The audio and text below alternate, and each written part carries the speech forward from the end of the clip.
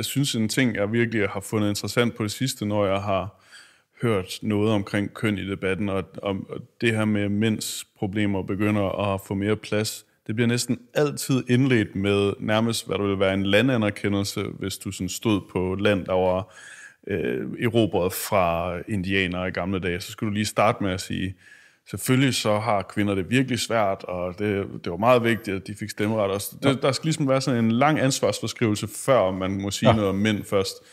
Og det er nærmest, jeg tror næsten ikke, jeg kan komme på et tidspunkt, jeg har hørt det påtalt i medierne, uden at denne her sådan lange frase skal komme først. Ja. Der er masser af måder, kvinder har det svært, men lige nu snakker vi om mænd. Så. Ja. Og jeg behøver ikke sige flet ned ved det, men pointen er, at jeg vil gerne tale om mine ting ad gang. Ja. Og nu går jeg så mere op i mænd. Ja. Så er der nogle andre, der gerne vil tale om kvinder. Præcis. Det kan også bare virke nævnyttigt, for det er som om, at man ikke kan få lov til at tale om en bestemt ting, uden at skulle tale om en anden ting. Nej, men og der ligger sådan en virkelig finte i det. Hvis du falder for den, så har du allerede afgivet din suverænitet eller din indre konge. Jeg behøver ikke at få lov af nogen, mænd eller kvinder, til at sige noget.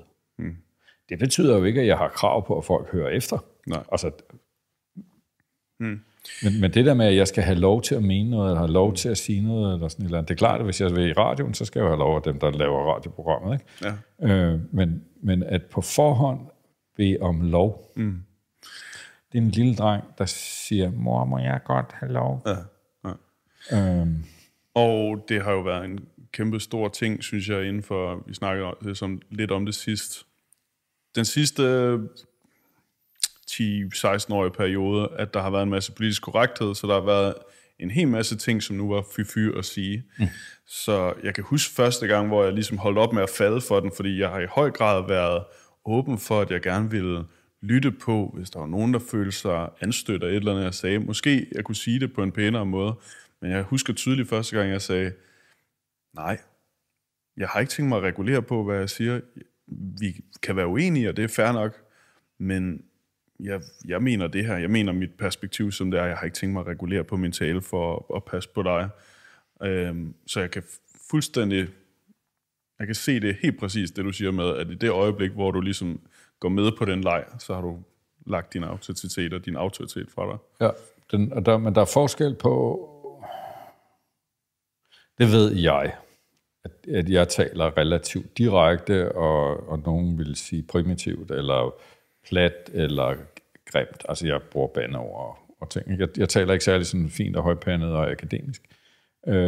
Og det kan selvfølgelig støde nogle mennesker væk. Og jeg er jo ikke interesseret i, at min stil skubber folk væk, som ellers ville være interesseret i at høre på, hvad jeg siger, eller tale med mig om et eller andet. Ikke? Så jeg er frisk på at modulere mig selv. Ikke? Og jeg er frisk på også at modulere mig af hensyn til dine følelser. Hvis jeg virkelig kan mærke, at du er nysgerrig, men fordi et eller andet personligt, så er der noget, du har svært ved at rumme eller reagere kraftfuldt på. Vi havde et mandegruppemøde hvor der var en mand, som... Jeg bruger det faktisk mindre nu, ikke? Men jeg sagde, det er vi ret nazi om. Ikke? Det betyder med min sprog, der er vi sådan virkelig stride med reglerne, og der skal det foregå på en bestemt måde. Ikke? Og der blev han så pikeret på nogens vegne over nazi, som jo er en metafor i virkeligheden, ikke? For at være sygt stram med sine regler. Og der må jeg sige, hvis hele din familie er blevet udslettet i en korsetlejr, eller din lillebror har fået tæsk af nogle nynazister, eller et eller andet, at du har noget helt personligt, privat, virkelig i det klemme. Det vil jeg fandme gerne regulere mig selv i forhold til. Men at du gerne vil være en sød dreng, som ikke kan tåle at være med dem, der taler grimt nede bag ved skuret på fodboldbanen, det må du selv råde med. Enig, og jeg tror, at mange har tillagt sig hele den her politiske ting med at være efter folk om, hvordan de taler.